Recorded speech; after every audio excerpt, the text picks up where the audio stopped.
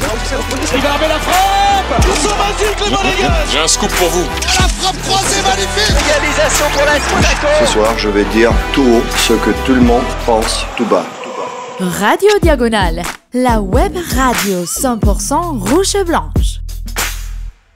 Eh bien, bonjour, bonsoir à toutes et tous. On se retrouve pour un nouveau débrief de la 10e journée de Ligue 1. Monaco se déplaçait à Lille, ou plutôt à Villeneuve d'Ascq, et Monaco s'est incliné sur le score de 2-0, des réalisations d'Ivan Valero à la 32e et de Diakité 42e. Avec moi pour m'accompagner et parler de cette rencontre, je serai avec Flo. Salut Flo. Salut le Rhum, salut tout le monde. Bon, mauvaise opération, Monaco qui ne répond pas aux victoires conjuguées niçoises, une nouvelle fois 1-0, et parisienne un peu chanceuse en toute fin de match sur un penalty en plus en deux temps, mais une nouvelle fois Mbappé a sauvé Paris en inscrivant un doublé, je crois en plus. Donc voilà, la mauvaise opération du jour, Monaco qui prend pas de points de son déplacement, qu'on savait un déplacement sur le papier assez périlleux. Mais Monaco donc se maintient à la 3e place, mais compte désormais une longueur de retard sur Paris et 2 longueurs sur nos voisins niçois. Si on a envie d'être positif, Flo, on peut se dire que ça ressemble un petit peu à la saison 16-17, où on le rappelle, hein, c'est Nice qui avait été champion d'automne, et puis au bout du bout, on s'en rappelle tous. Mais bon, est-ce que réellement on pourra refaire le même type de saison? C'est loin. Ah mais t'as raison, c'était le même trio en tout cas. Ouais. C'était le même trio, et puis je pense qu'à la trêve, c'était peut-être dans le même... Alors on n'est pas encore à la trêve, hein, parce qu'il reste évidemment 7 journées, mais je sais plus si on était 2 ou 3 au moment de la trêve, j'avoue que j'ai un petit doute. Il semble qu'on est 2. Ouais. Je pense aussi, mais en tout cas c'était évidemment très serré. Donc comme je le disais, voilà, Monaco s'incline et donc se retrouve 3e en haut de la Ligue 1, mais désormais 3e. Flo, on va commencer par le j'aime pas. Qu'est-ce que tu as aimé de cette rencontre, et puis dans un second temps ce que tu n'as pas aimé? Ce que j'ai aimé, c'est plutôt l'organisation tactique de l'équipe. Je trouvais qu'on avait fait Hutter vraiment petit à petit s'adapte un petit peu aux joueurs qu'il a, et on voit qu'on a un positionnement défensif différent de notre positionnement offensif, avec des joueurs comme Minamino, Golovin qui sont sur les côtés en placement défensif, mais qui se réaxent un peu plus, qui sont plus libres offensivement, et puis surtout un contre-pressing qui a été très bénéfique en première mi-temps. Bon, on le verra en deuxième mi-temps, Lille s'est un peu replié sur eux-mêmes, donc ça a été un autre match. Mais voilà, globalement, je trouvais que tactiquement, au-delà du choix des hommes et des joueurs, ça on pourra revenir dessus, mais que c'était plutôt bien préparé. Après, mon j'aime pas, c'est que c'est un match ultra frustrant, hein, on en parlait en off. C'est un match, en fait, quand on regarde très bien, il y a 15-20 minutes où Lille domine entre la 30e, on va dire, et la 25-30e et la 45e. Et nous, en gros, on domine quasiment tout le reste du match et on finit sur une défaite 2-0. Donc c'est extrêmement frustrant. Il y a eu un gros passage, notamment au milieu de deuxième mi-temps, où on a 2-3 occasions gigantesques, et je pense que si on les met, peut-être qu'on peut revenir. Mais voilà, donc au final ça fait une défaite qui est à mon avis très frustrante, qui peut paraître assez large sur le papier, 2-0, mais en fait un match qui à mon avis aurait pu être beaucoup plus serré si on l'avait mis au fond au bon moment, et si quoi. Et si. Moi de mon côté, mon j'aime, c'est l'entrée des 2 minots en deuxième mi-temps, Akliouche Benseghir, qui ont fait beaucoup de bien, qui ont apporté un peu de peps, un peu de dynamisme à une équipe et une attaque qui en manquait cruellement. Donc voilà, on en parlait beaucoup sur les derniers débriefs avec Damien. Est-ce que Akliouche doit avoir sa chance en tant que titulaire? Minamino avait quand même fait un gros mois d'août, il surfait encore un peu sur cette vague. Très clairement, la vague est bien retombée pour lui, donc je pense que maintenant, au prochain match, il va falloir au moins en mettre un des deux, et puis utiliser l'autre comme remplaçant. Et j'ai pas aimé, ça s'est passé dans la semaine, mais du coup c'est aussi un petit lien avec le match, la prolongation de Matsima. Faut qu'on m'explique pourquoi on prolonge ce joueur. Alors peut-être parce qu'on se dit, je crois que son contrat devait arriver à terme en fin de saison, donc avec 2 ans de contrat en plus, on se dit qu'on va peut-être pouvoir en tirer 500 000 euros au mieux, hein, parce que de toute façon, on n'aura pas beaucoup plus. Non, un club anglais, un club anglais. Un club anglais, ouais, bah, il y en a qui diront qu'on a 5 millions, 5 millions. À vendre les 2 autres 50, mais c'était quand même un tout autre standing et un tout autre niveau, Badiachil et Dizazi. Alors, il ne peut que s'améliorer, hein, mais encore une fois, aujourd'hui, il a été à la peine, il a été en grande difficulté dans la défense monégasque. Et voilà, couplé à sa prolongation de milieu de semaine, bah forcément, ça fait un petit peu mal. On va passer au 11 maintenant. Flo, il y avait évidemment encore les absences de Vanderson et Maripane qu'on espérait pourtant de retour le week-end dernier. Maripane, on le rappelle, qui avait été de bonne mémoire, qui était plus ou moins annoncé dans le groupe et puis au final qui n'avait pas pu jouer. On s'était dit c'est certainement qu'il était proche de revenir. Ben, finalement non, parce qu'il n'était pas du déplacement. Tout comme Vanderson, Zakaria de retour de suspension, bonne nouvelle. Malheureusement, Magassa, lui, était aussi de retour de suspension, mais c'était blessé courant de la semaine. Donc on devait encore un peu... Bricoler, voilà, en défense. Ouais. Donc Hutter a fait le choix de repartir sur sa défense à 4, même si on le verra, Zakaria a quand même occupé un rôle un peu mixte, mais en tout cas on était sur une défense à 4, Flo, de base. Ouais, honnêtement, c'est un peu surprenant quand tu regardes le talent des gars. Et donc tu as un Zakaria qui revient, tu as un Camara qui est apte. Pour moi, c'est surprenant. On est, je crois, tous les deux d'accord sur le fait que Zakaria peut faire un très bon défenseur central.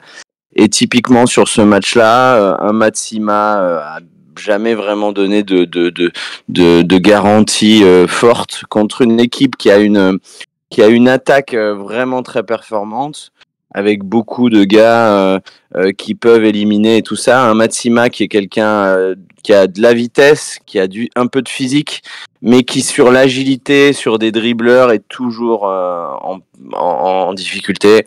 Je pense que contre Lille, moi j'aurais préféré un Zakaria Singo en défense centrale et un Camara Fofana. Pour moi, avec les forces en présence, en plus on a plein de blessés, tu dois quand même faire l'état des lieux de comment je mets le meilleur effectif sur le terrain. Et pour moi, c'était celui-là. C'était donc le choix de mettre Matsima et de laisser Camara sur le banc. On va le voir qu'il va pas rentrer du match. Un peu surprenant. Voilà.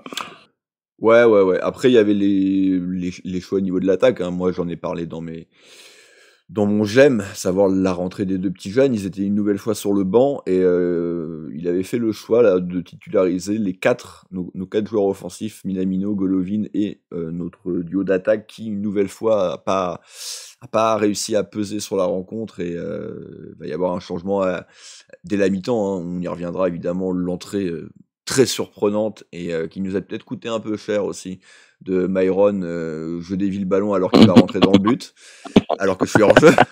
Voilà. Enfin, c'est une action de grande classe mondiale pour notre grand attaquant.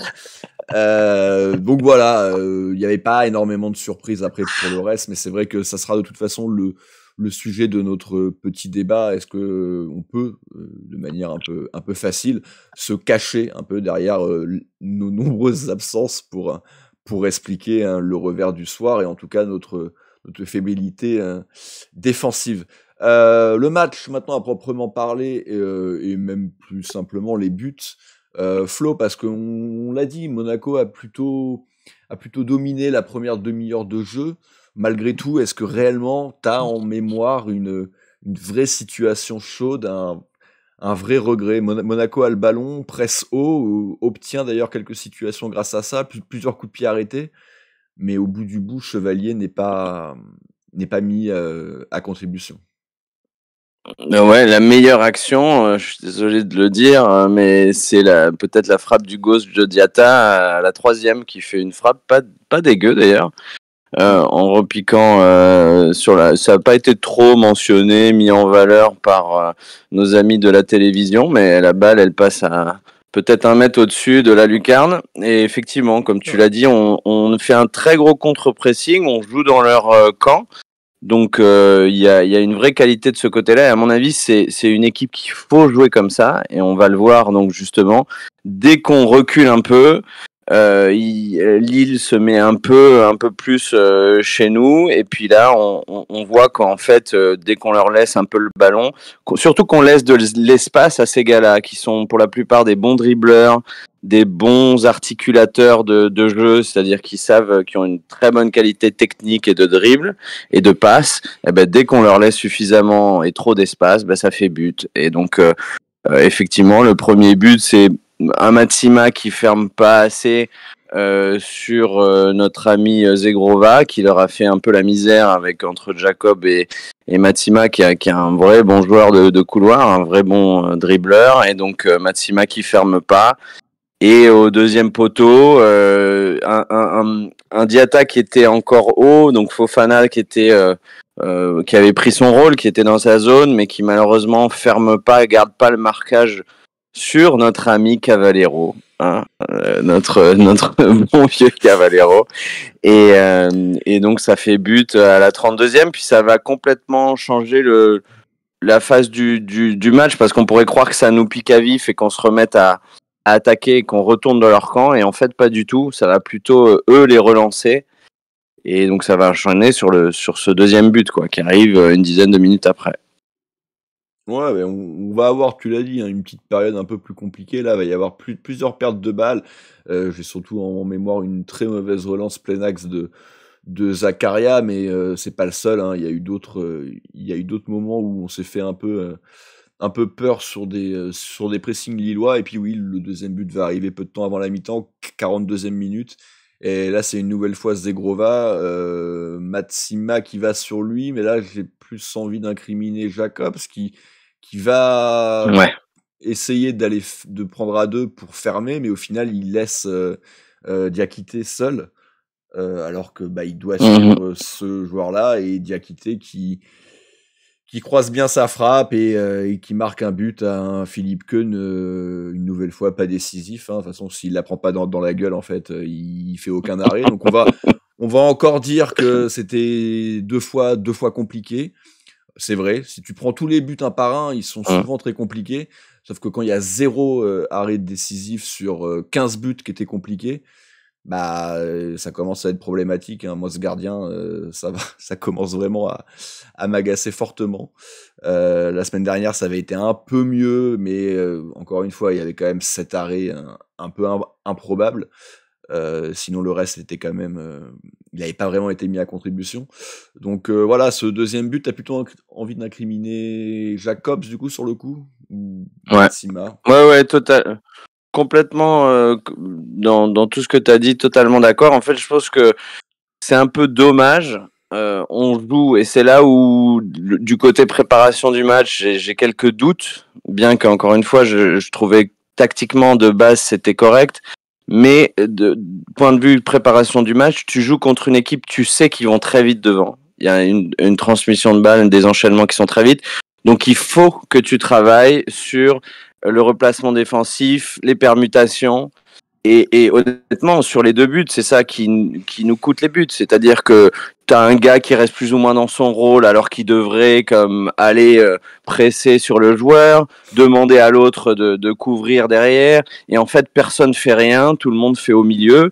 Et encore une fois, comme tu le dis, sur ce deuxième but, c'est clairement Jacobs qui doit aller prendre Diakité parce que Matsima est sur le passeur. Donc en gros, il doit y avoir ce travail-là dans la semaine quand tu joues contre une équipe qui va très vite dans les transmissions, où voilà, on travaille sur les permutations, la communication à ce niveau-là. Et je nous ai trouvé très mauvais là-dessus. Et voilà, en 10 minutes, tu prends 2 buts, quoi.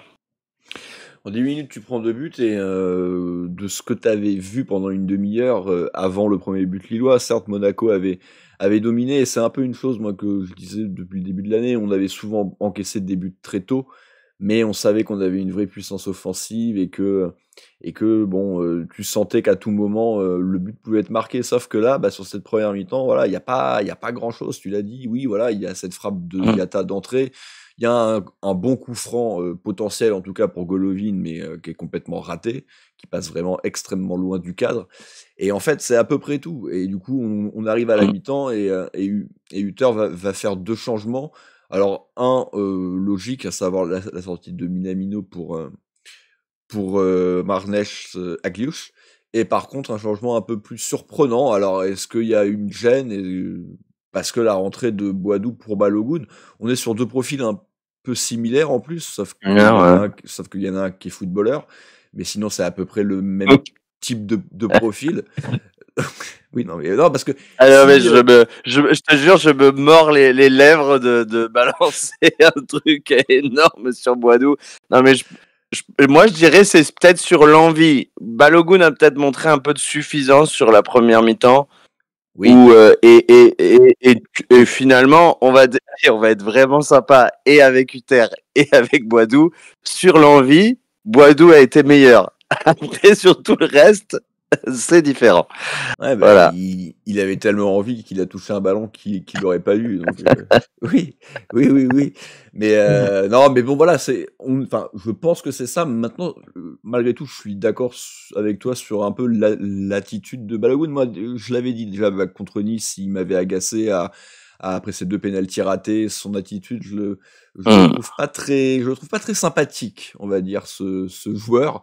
Il y a des joueurs qu'on peut aimer ou pas aimer, mais pour leur qualité footballistique, mais qui sont des joueurs qui souriants, qui ont l'air sympas, mais Balogun, je le trouve assez fermé, assez pas très sympa, voilà. Donc il y a peut-être aussi de ça dans sa sortie. Il y a peut-être une sanction sur son attitude globale. Ça m'a pas particulièrement choqué ce soir, mais cet après-midi. Donc voilà. Et clairement, très rapidement, Flo, ça va faire du bien. Monaco va plutôt dominer cette seconde mi-temps. On va mettre à contribution plusieurs fois Chevalier. Ben Yedder va avoir une reprise de volée certes compliquée, mais il va pas réussir à trouver le cadre. Et jusqu'à donc ce but, ou en tout cas ce but refusé de Boadou sur cette tête de Matsima, qui sortira d'ailleurs juste après, il aurait pu un peu sauver son match grâce à ça. Malheureusement, Boadou on a voulu autrement, même si il faut réellement revoir pour être certain. Pour voir si ça rentre. Oui, parce que là on chante Boadou beaucoup, mais j'ai pas vu suffisamment d'angles pour dire à 100% oui, le ballon allait terminer. Ce qui est sûr, c'est que le gardien est battu, donc si c'est cadré, c'est dedans. Mais je suis pas sûr à 100% que ça aurait fait ficelle. Le but est refusé, Monaco va pousser jusqu'au bout, Flo, mais encore une fois, il n'y a pas... C'est stérile, et face à une équipe lilloise bien regroupée, et qui va pas faire grand-chose au Eux, ils vont rien faire. Ouais, à part toute fin de rencontre avec des vrais espaces, mais bon, à peu près tout, quoi. Oui, non, je pense que c'est cette période entre la 55e et la 68e. Il y a le but d'ailleurs il se rate, lapsus, mais Ben Yedder un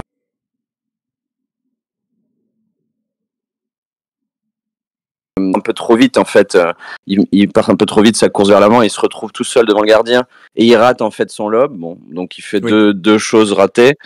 Et puis effectivement, il faut quand même le dire pour ceux qui l'ont pas vu, ça sera peut-être pas dans les highlights et tout ça, mais donc sur un corner tiré, je pense, par Jacobs, il me semble.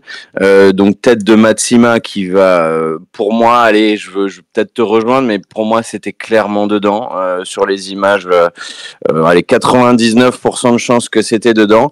Et en fait, Boadou hors-jeu qui se jette et donc qui touche le ballon et donc qui empêche le but d'exister. Voilà. Mais au final, tu as raison. On n'a pas été très, à part cette période-là où, à mon avis, si on marque dans cette période-là, on est encore au milieu de la mi-temps, donc on a largement la place de mettre un deuxième. Effectivement, on a été un peu stérile. Plus d'occasions qu'en première, définitivement, mais quand même un peu stérile. Ouais, j'ai pas les chiffres, mais c'est vrai qu'en termes d'occasion, de situation de but, on est au-dessus. Malgré tout, Damien nous l'a partagé tout à l'heure, c'était malgré le fait qu'on avait beaucoup plus de frappes, qu'on avait beaucoup plus de situations, d'occasions, les expected goals étaient de 0.6 pour les deux équipes. Donc, est-ce que le match aurait mérité un nul ? Peut-être, mais les Lillois ont eu le mérite d'être plus efficaces que nous dans la zone de vérité. Et leurs deux occasions, il y en a que deux, donc c'est pour ça que ça va à 0,6, mais c'est quand même deux vraies bonnes situations. Donc pas grand-chose à dire, voilà, juste à noter Ben Seguir et Akliouche qui ont fait quand même beaucoup de bien et qui quand même confirment que c'est des joueurs d'avenir, et j'ai même envie de dire d'avenir proche pour le club. Le petit débat maintenant, Flo, avant de terminer sur les prestations individuelles, en tout cas les tops et les flops, c'est peut-on donc se cacher derrière les absences, parce qu'on le rappelle, alors il y a le cas Mbolo, mais ça on le sait déjà depuis bien longtemps, il n'est plus là. Est-ce que Balogun serait arrivé s'il ne s'était pas blessé ? On peut en douter. Par contre, il y a Caio Henrique, pareil, blessure de longue date, mais vient de s'ajouter à ça Maripan Magassa Vanderson. Donc on est toujours dans ce secteur défensif, t'es obligé de faire jouer un Crépin, même si encore une fois il n'a pas démérité, et d'ailleurs les buts sont plutôt venus de l'autre côté, à un poste qui est quand même tout sauf le sien, t'es obligé de faire jouer pareil, Singo que j'aime beaucoup depuis le début de saison, mais qui est déjà dans une défense à 3, peut faire le taf, mais qui n'est pas un vrai défenseur central, plus Matsima qui n'est pas au niveau, ça fait quand même beaucoup d'absences dans le même secteur de jeu. Après, on peut aussi reconnaître qu'en début de saison, on avait tout le monde. Alors, il y a toujours l'énigme Salissou, qu'on attend peut-être un peu tous comme le sauveur, comme celui qui va tout stabiliser. Il n'empêche qu'en début de saison, on avait tout le monde et on prenait quand même, on était capable en tout cas de prendre des buts par grappe. L'attaque répondait mieux. Et c'est vrai que dans un match comme ce soir où l'attaque reste muette, tout de suite, le moindre but encaissé, c'est plus compliqué, quoi. Ouais, et puis tu parles de Salissou, on parle de Singo, on parle de Jacob, c'est tous des joueurs qui vont partir à la CAN en plus. Donc, comme on le disait tout à l'heure un peu en off, si on se cache aujourd'hui avec les absents, qu'est-ce qu'on va faire en janvier-février ? On vient même pas, on se présente même pas au match, on se cache pas, on fuit. Mais non, donc je pense que surtout sur ce match, tu vois qu'il y a des possibilités. Encore une fois, on domine les 3/4 du match. On a une deuxième mi-temps où on a des actions. Moi, je n'en démords pas et je le dis pour la dernière fois. Je pense que si on marque dans cette milieu de deuxième mi-temps sur les 2-3 énormes occasions qu'on a, et notamment sur ce but qui aurait dû arriver si Boadou avait quelque chose au milieu des deux oreilles, je pense que tu peux faire mieux. Donc, a fortiori, on peut pas se cacher derrière les blessés parce qu'on a ce qu'il faut. Et puis, on peut rajouter à ça ce qu'on a dit dans le 11 de départ, oui. Où honnêtement, peut-être que si tu mets Zakaria à la place de Matsima et Camara au milieu, peut-être tu pars sur un meilleur 11. Donc, tu as encore la possibilité d'améliorer ton 11. Donc, pour moi, la réponse au débat, c'est plutôt non. Plutôt non. Ouais, mais je suis plutôt d'accord avec toi.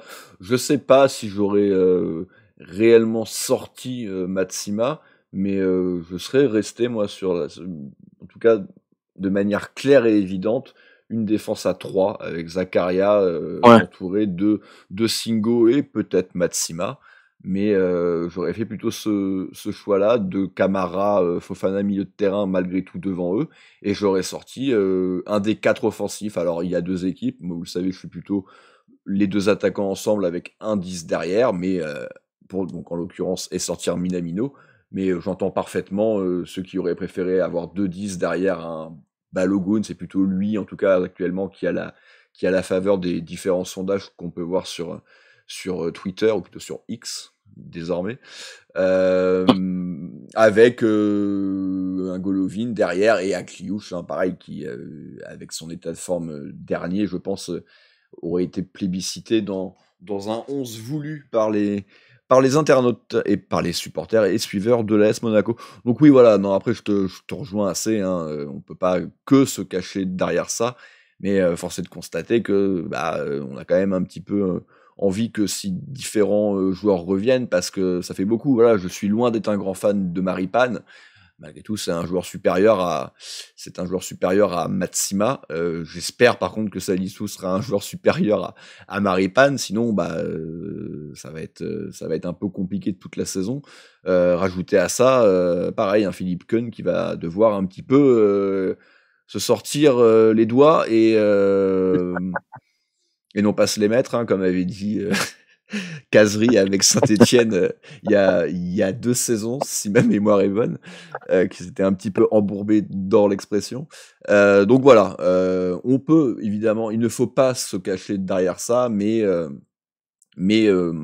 vivement qu'il y ait des retours, et Vanderson, hein, quand même, vivement qu'il revienne aussi, même si j'ai pas grand-chose à reprocher directement à Crépin Diatta.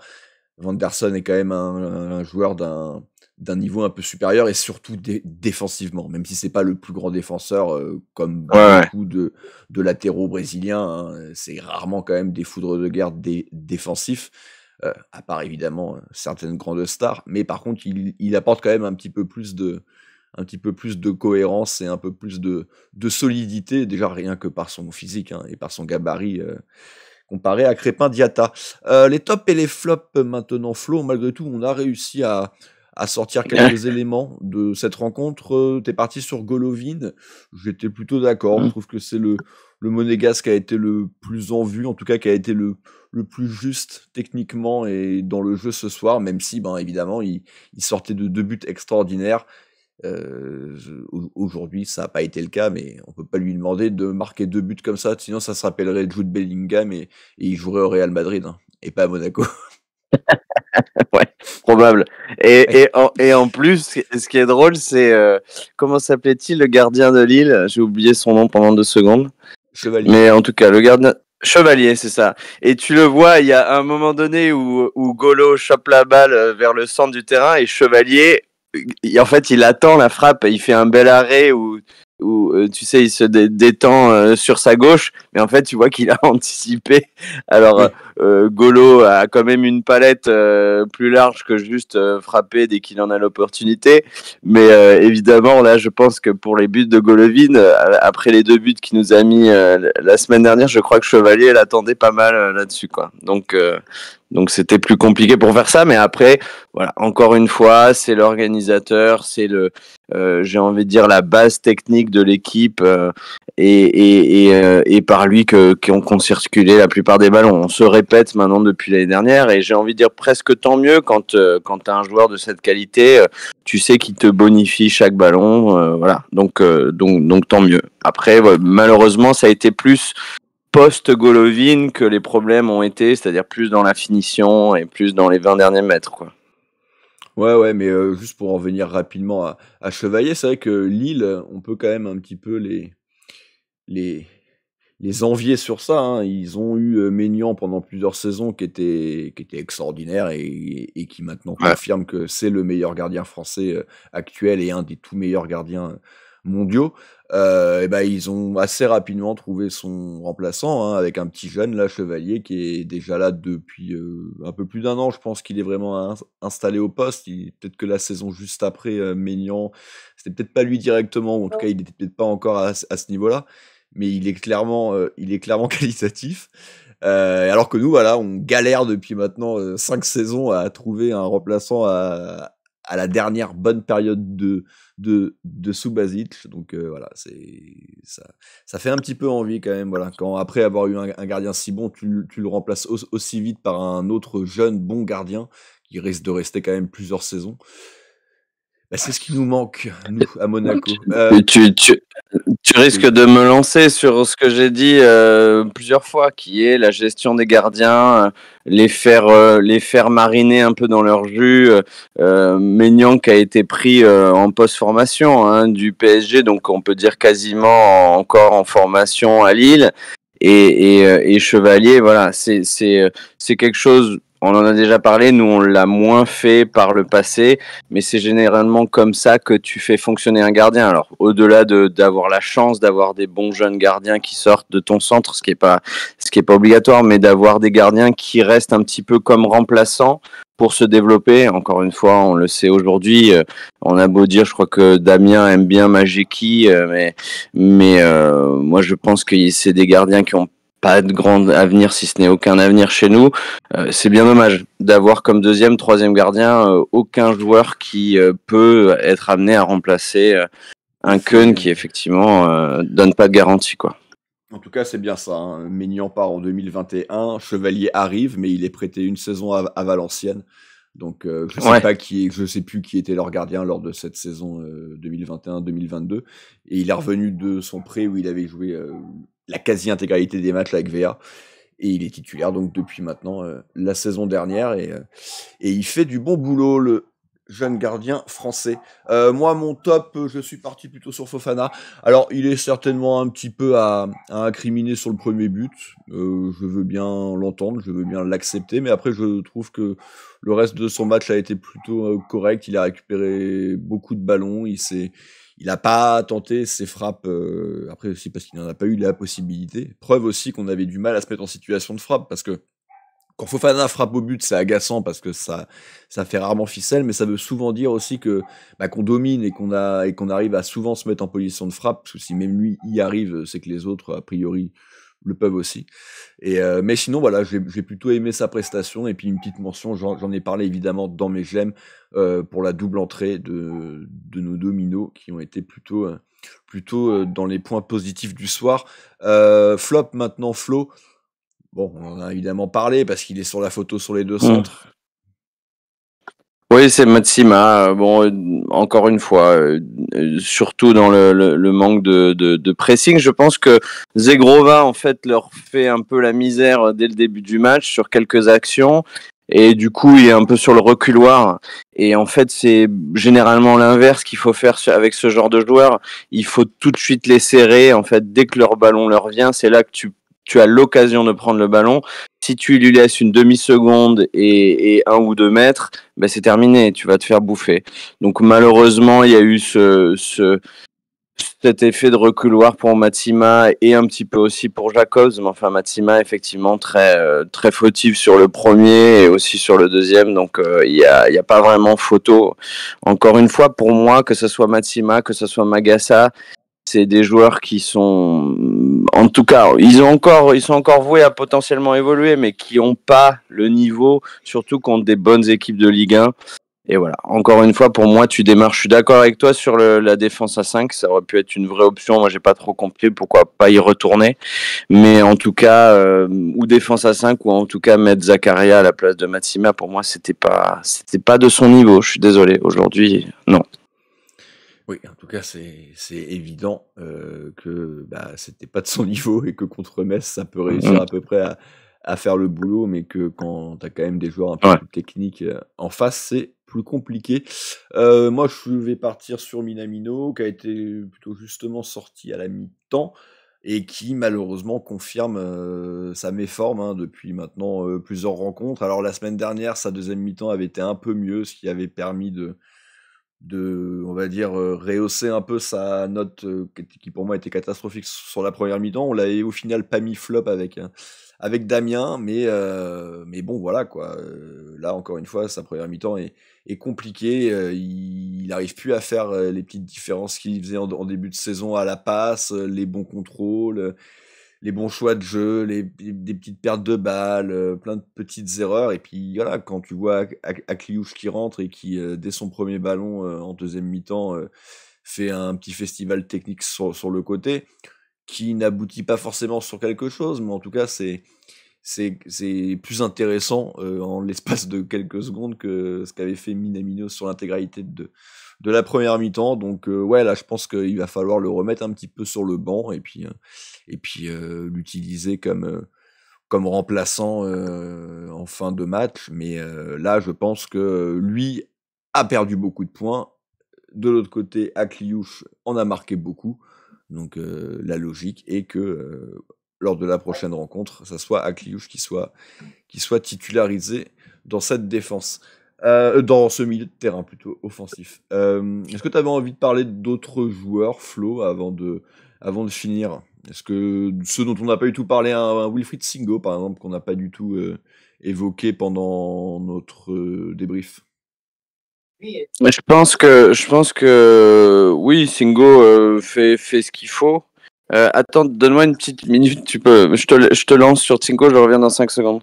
Ouais, pas de problème. Oui, Singo, moi je l'ai trouvé plutôt cohérent, plutôt honnête. Après, je l'ai dit tout à l'heure, dans réellement une défense à 2, je pense pas que ça soit l'endroit où il se fait le plus plaisir. On l'a pris quand même à la base, c'était censé plutôt être un latéral, piston, ailier. Il s'est retrouvé dans une défense à 3 à jouer axe droit. Là, maintenant, il est carrément défenseur central dans une défense à 2, même si, encore une fois, Zakaria est redescendu par moment, mais on avait quand même plus la sensation d'une vraie défense à 4. Donc, voilà, je l'ai trouvé plutôt correct, mais c'est pas là où on le voit le plus. Non. Du coup, je te laisse juste conclure en parlant de notre duo d'attaque une nouvelle fois, qui est passé plutôt au travers, hein, tout simplement. Que ce soit l'un ou l'autre. Ben Yedder un peu mieux parce qu'il est resté en deuxième mi-temps et que du coup, ça lui a permis de le voir, mais la première mi-temps, pas grand-chose. Oui, on avait une possession de balle, on va dire, et puis un pressing très haut qui faisait qu'on avait la majeure partie du temps la balle entre les 20 et les 40 mètres adverses.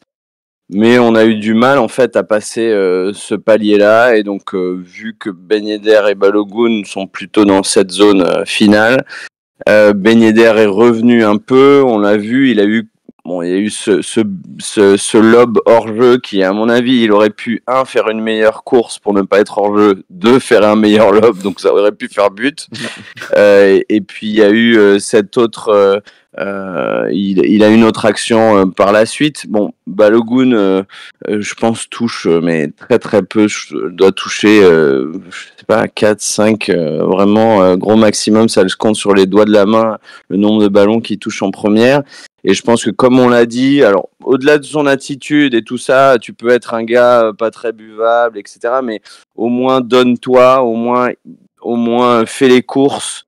Essaye de proposer certaines courses, essaye de faire l'effort pour récupérer les ballons. Bon, effectivement, moi j'ai trouvé que, voilà, à part quand tu lui donnes la balle dans les pieds, d'ailleurs il y a une balle en profondeur qu'il peut prendre et puis il demande à je sais plus qui fait la passe, mais mets-moi là un peu plus doucement, un peu plus dans les pieds.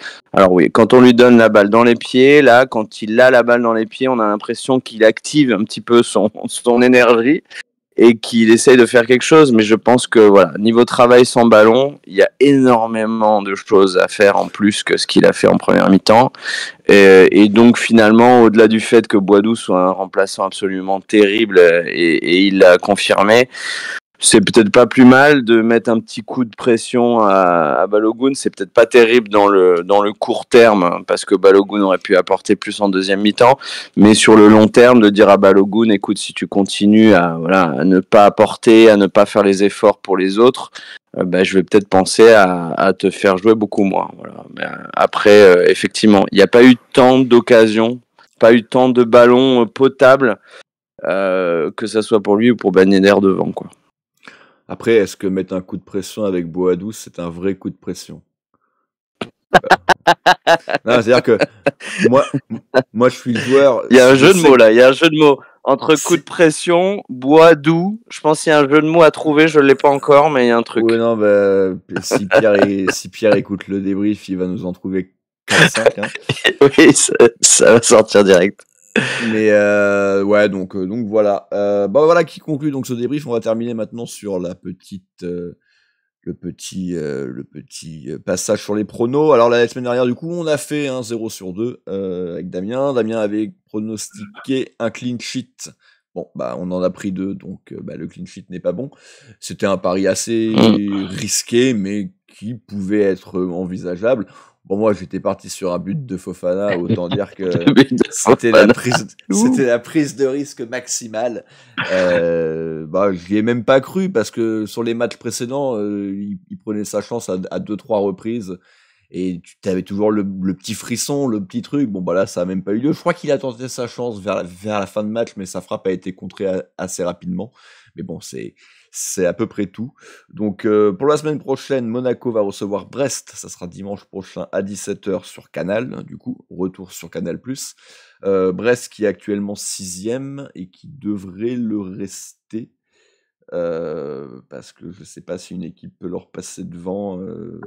Si Marseille... Bah si, Marseille peut passer devant. Ouais, Marseille peut. Enfin non, peut... Oui, parce qu'ils ont le même goal average. Donc ouais, ils passeraient devant, mais... Ouais, ils peuvent. Au goal average.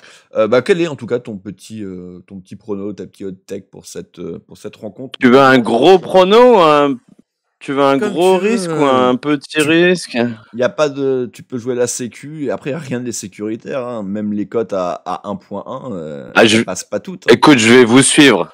Je vais faire quand même un gros truc. Je vais mettre but de Akliouche et Ben Seguir contre Brest. Ah, j'aime bien. Les deux.